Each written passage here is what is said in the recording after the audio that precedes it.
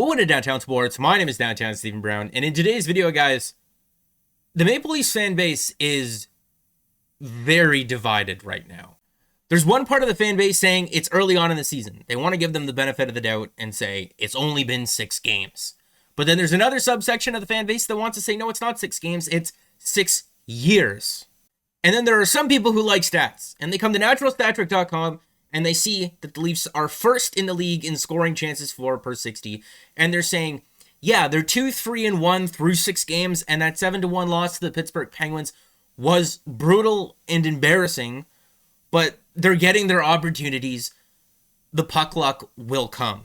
And if you want to know the quality of those scoring chances, they're second in the NHL at 5-on-5 in terms of high danger shot attempts for per 60. And no matter which line of thinking you want to follow, the it's early crowd, the it's been 6 years, they don't get the benefit of the doubt crowd, the numbers are positive, so their luck will turn it around eventually. No matter which group that you belong to, I think the thing that we can all agree on is that this is not fun.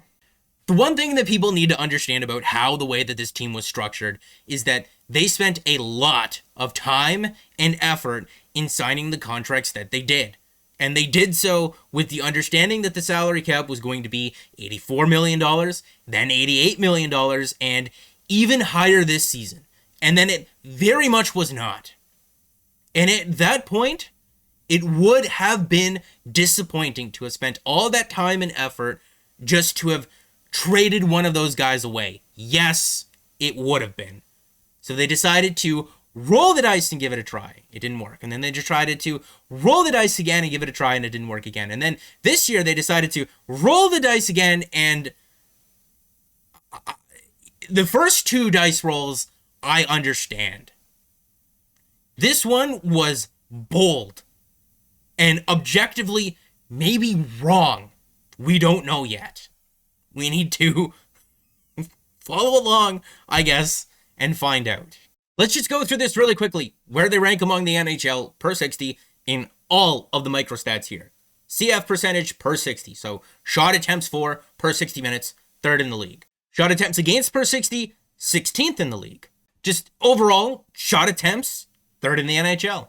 The expected goals for per 60, 2nd in the league. The expected goals against per 60, 27th in the league. No secret, they haven't been very good defensively this year. Just overall expected goals for percentage, 7th in the NHL. Scoring chances for per 60, we showed that, 1st in the league.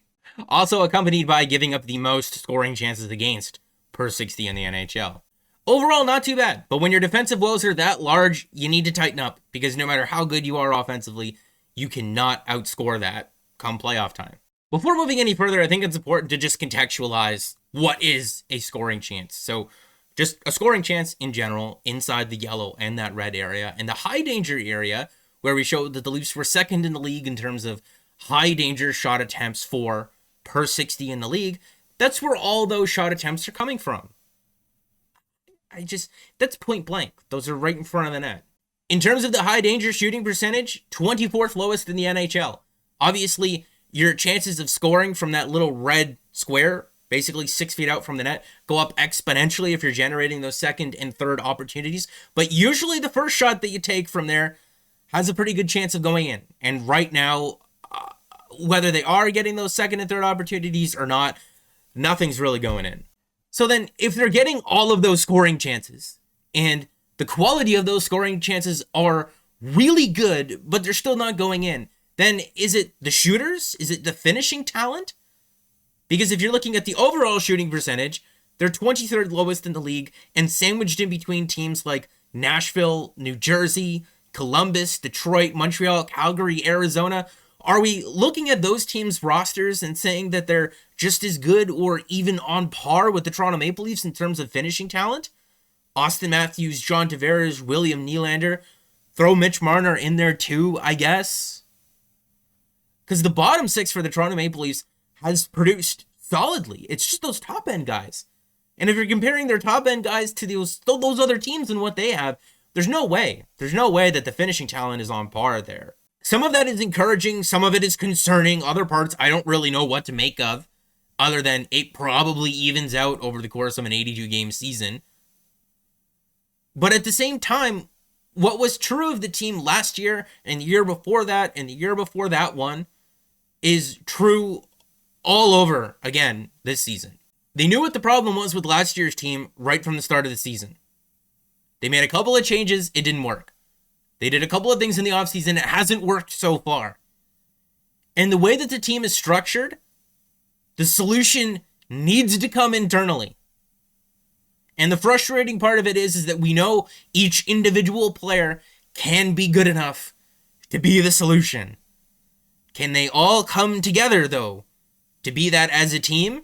I don't know, we haven't seen it.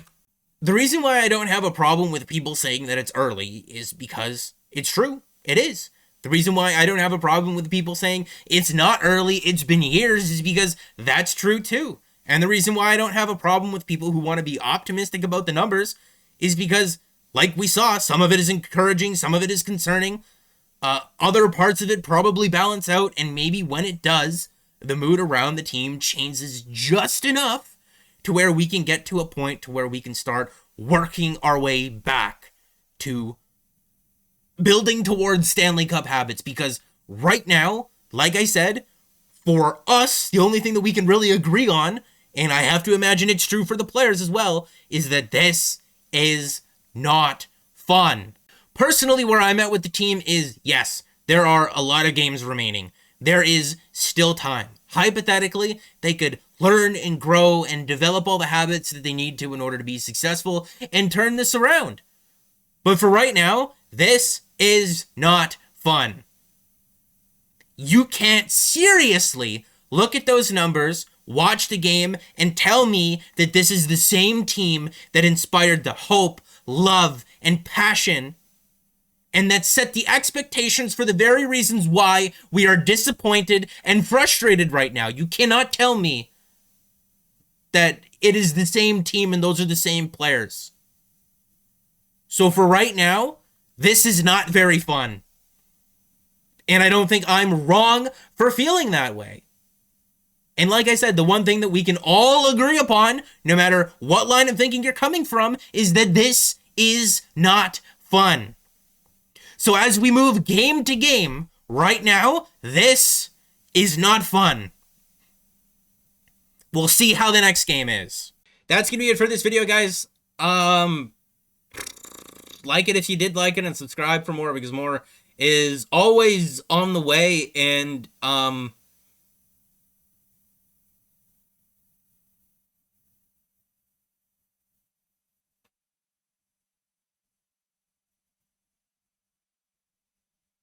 don't know.